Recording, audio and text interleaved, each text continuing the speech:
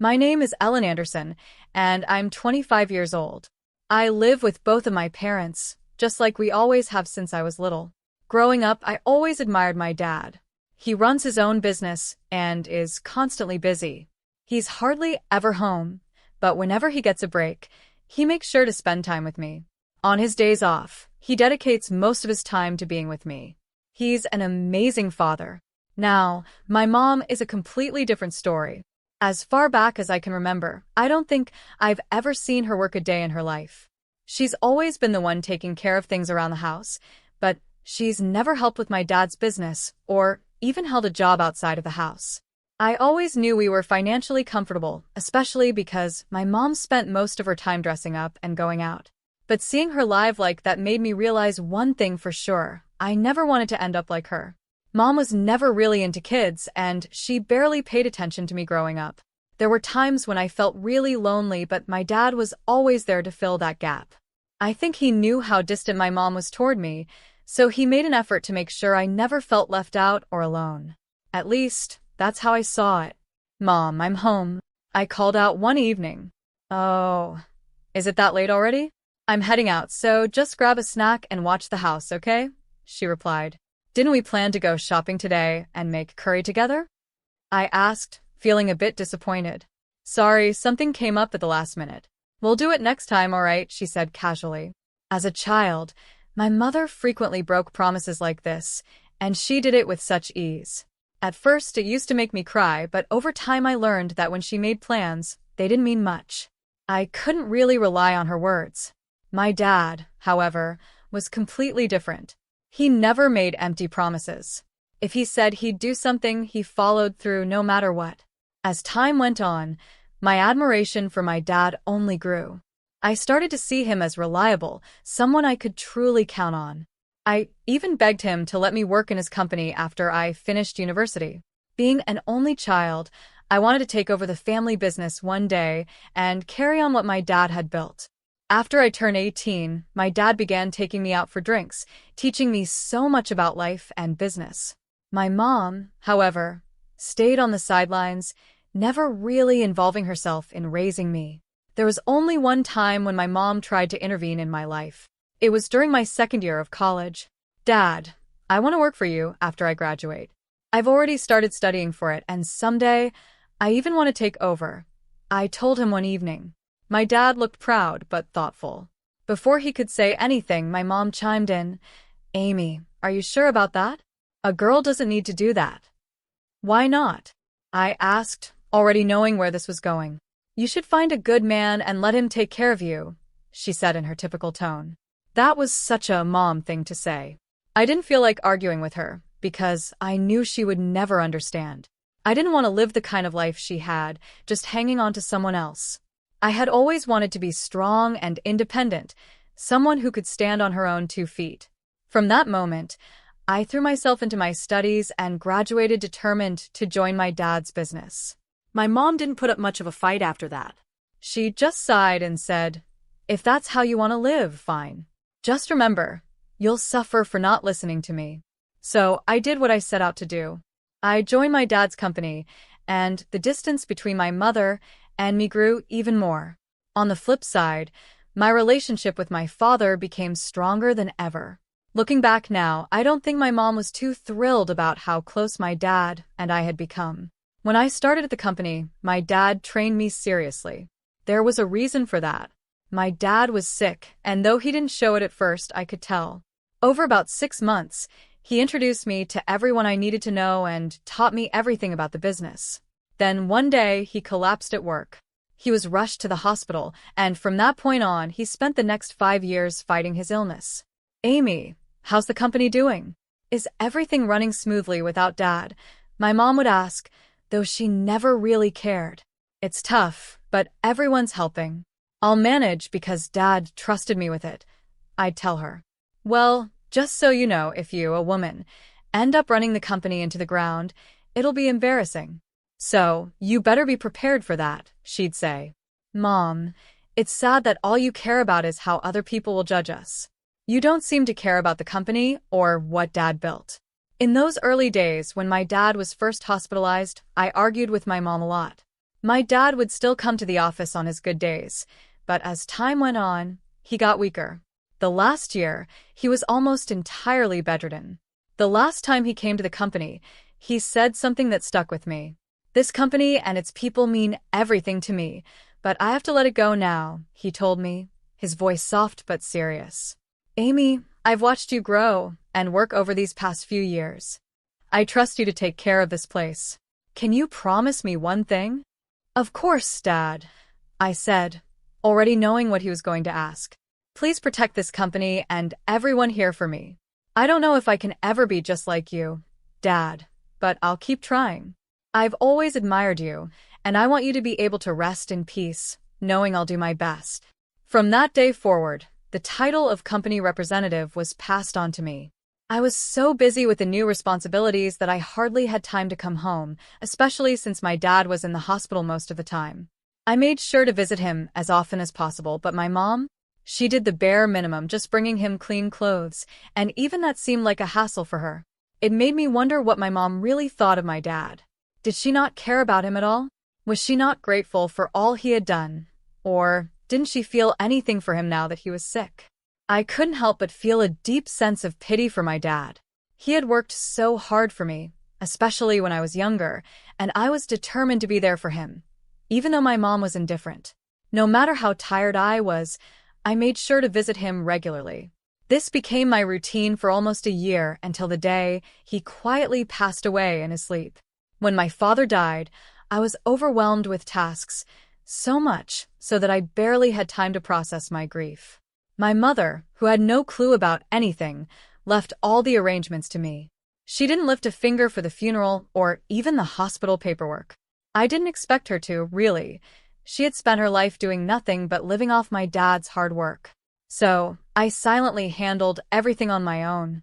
The day after the funeral, my mother approached me. "Amy, now that the funeral is over and everything is settled, I want you to leave this house. I've just inherited 100 million yen, so I have no need for you anymore." "Thank you," I replied, knowing this moment was inevitable. I had already come to the conclusion that continuing to speak to her was pointless. She clearly thought that money could replace everything, and that she could live a carefree life. I had so many questions, but I decided to pack up and leave without saying more. The next day, I called a moving service and sold everything I owned that was still in the house. My mother was shocked at how quickly I organized my departure, but there was one thing she didn't know. She claimed to have inherited 100 million yen, but in reality, my father had left me in charge of everything. I was the rightful heir. Not a single penny had been left to her. Before he passed away, my father made sure to entrust me with everything related to his finances. He had been firm about it. "Your mother doesn't understand anything about managing money. If she gets her hands on a large sum, she'll probably burn through it in no time. I want you to give her a monthly allowance, nothing more. If she complains, don't budge. Just tell her she won't get anything more than that." He had even joked, "If things get really tough, give her this." He handed me an SD card. "This is a video letter I made for your mother. Show it to her if she refuses to listen." I never thought I'd actually have to use it, but after the way she had been acting, I figured the time had come. After I left the house, I expected my mother to call me soon, but she contacted me much faster than I anticipated. "Come home immediately," she demanded over the phone. "Huh? What are you talking about?" "I'm working right now. I need to talk to you. Just come here quickly." I sighed. She was still as self-centered as ever. Begrudgingly, I headed back to my childhood home, bringing the SD card with me just in case. As soon as I walked in, she started accusing me. "You ran off with all of your father's inheritance, didn't you? I knew something was wrong when you left so quickly. Hand over his inheritance to me right now." "How greedy can you be?" I responded, keeping my voice calm. "You can't even act like a decent mother, can you?" Without another word, I quietly handed her the SD card. "What's this?" she asked, confused. "Oh, I guess you don't even know how to watch it," I replied, mocking her. I pulled out my laptop, inserted the SD card, and hit play. The screen lit up with an image of my father, looking as healthy as he used to. I left the room, giving her privacy to watch it alone. I had never seen my mother stand up to my dad when he was alive, so I wondered how she'd react now, seeing him on the screen after his death. Would his message even reach her? When I returned to the room, my mother had finished watching the video. To my surprise, she was crying real, heavy tears. I could hardly believe it. I had never seen my mother cry like that before, especially not over my father. "Mom, are you okay?" I asked, genuinely concerned. She wiped her tears and nodded. "Yes, I understand now. I'll follow your father's instructions. From now on, everything will be in your hands. You can leave for today." I was taken aback by her sudden shift in attitude, but I didn't push her further. She probably didn't want me to see her in such a vulnerable state, so I left. For days, I couldn't stop wondering what my father had said in that video that moved her so deeply. I had my suspicions, but I never dared to watch it myself. Nearly a month passed without a word from my mother. I started to worry, so I decided to drop by the house during my lunch break, but she wasn't home. Later that night, I went back to check on her again. This time, the lights were on. "Mom, I'm sorry for showing up unannounced. I came by earlier today, but you weren't here, and I got worried." "Oh, sorry about that. I was out working at my part-time job." Yes. A part-time job? My mother had never worked a day in her life. What had changed? "Yes," she said. "It's not much, but I'm doing what I can now." Still in shock, I asked, "Didn't you watch the video? It was meant for you, so I didn't watch it myself." She looked at me and said, "You should take it home, Amy. Watch it too." "Can I?" I asked, unsure if I was ready to know what had really changed her. My mother handed me the SD card, saying, "Well, here you go." I could sense something was off about her demeanor, and it made me a little nervous about what my father had revealed in that video. After leaving, I returned to the office and sat down at my dad's old desk. Slowly, I inserted the card and pressed play. The video began with my father addressing my mother. "Honey, if you're watching this, it means you've been unable to communicate with Amy. First, I want to thank you for helping me raise her. Without you, I don't think I could have managed to run the business and care for Amy all these years." Something about the way he was speaking felt different, like there was more coming. Then my father dropped a bombshell I wasn't prepared for. "You've taken care of Amy, even though she isn't your biological child. I can never fully express my gratitude for what you've done, standing by my side all these years. But as a result, you had to sacrifice your own dreams, and I take responsibility for that because I allowed you to live a life of comfort. Now that I'm gone, I know you might struggle, and I'm deeply sorry for that." I gasped, blurting out the words, "I'm not her child." It was such a shocking revelation. But at the same time, a lot of things started making sense. Why my mother was always so distant, why I never quite felt loved by her. Even though she wasn't affectionate, she still took care of me, cooking for me every day and doing what was necessary for a child that wasn't her own. As the video went on, my father explained more. "I never registered our marriage because you asked me not to. You felt bad for your sister. I ended up supporting you, but I didn't do anything beyond that, and for that, I'm sorry. Now that I'm gone, I worry about how you'll live on. I hope you can find happiness, even without me." His words hit me like a wave. I sat there, staring at the screen, unable to process everything at once. I didn't know how to feel. My father had spoken so fluently, but what he said was completely new to me, and it was overwhelming. The next day, I returned to my mother. "Mom, I watched the video from Dad yesterday," I said. "You know the truth now," she replied flatly.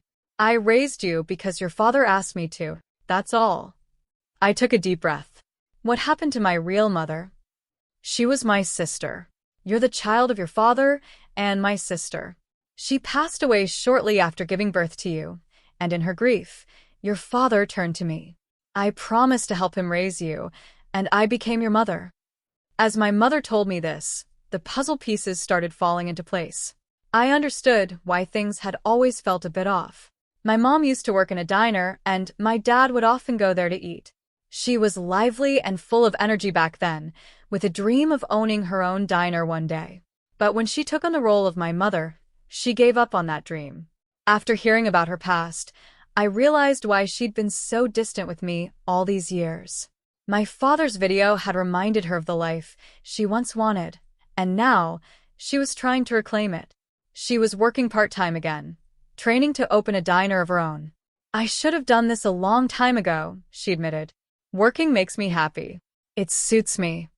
I didn't know, I said, feeling guilty. I didn't realize you wanted to work. I'm sorry. It's not your fault, Amy, she reassured me. I made the decision myself. I wasn't good with children, and I didn't handle things with you the way I should have. I caused you a lot of trouble. For the first time in my life, I felt like I was having a real conversation with my mother. It was like we were finally starting to understand each other. Since that day, we've had more heart-to-heart talks, and we agreed to use some of my father's inheritance to help her open her diner. Once my mother started working again, I noticed a change in her. She was much more humble, especially when the topic of money came up. The idea of using my father's funds for the diner was something she hesitated to accept, something unimaginable just a short while ago. I continued working at my job while also helping her with the preparations for the diner. This led to us seeing each other often, and for the first time, it felt like we were becoming a real family. My dad had left me in charge of the inheritance, and while my mother insisted on living off her own earnings, I made sure to promise her that I'd be there if she ever needed help. Promise me you'll tell me if you ever start to struggle. Dad trusted me to take care of you. I reminded her. I'll be fine, she said, smiling. I don't need much to live on my own, but for the diner's expenses, I'll rely on you. Of course. I'm excited to see your dream come true, I said. Finally, after all these years, we had found peace with each other. Even though she wasn't my birth mother, I realized that learning this truth had come at just the right time. The day before the diner's grand opening, my mom turned to me and said, "Tomorrow's the big day. My dream is finally becoming real." "I'm so proud of you," I told her. "Seeing you work so hard reminded me of how determined I am to make Dad's company thrive. I think watching you go after your dreams inspired me to chase mine again." "I couldn't have done this without you or your father," she said, her eyes full of gratitude. "Thank you so much, Mom. Promise me you'll always be my mom." "Amy," she smiled softly, "from now on, let's get along even better. We only have each other now." "That's true," I agreed, feeling a warmth I hadn't known before. When my father passed away, he revealed the truth, and I had to face the reality of my origins. But in doing so, my mother and I have grown closer. Watching her rediscover herself, I've even considered moving back to my hometown to live with her again. She worries about my diet, and I'm starting to think it might be nice to be together. My father would be surprised at how well we're getting along now. His legacy, his home, his company, and his love is something I'll protect with everything I have. And as part of that, my mother and I visit my father's grave, as well as my birth mother's, to update them on our lives. Through this journey, I've officially become registered as my mother's daughter, sealing the bond we've formed after so many years.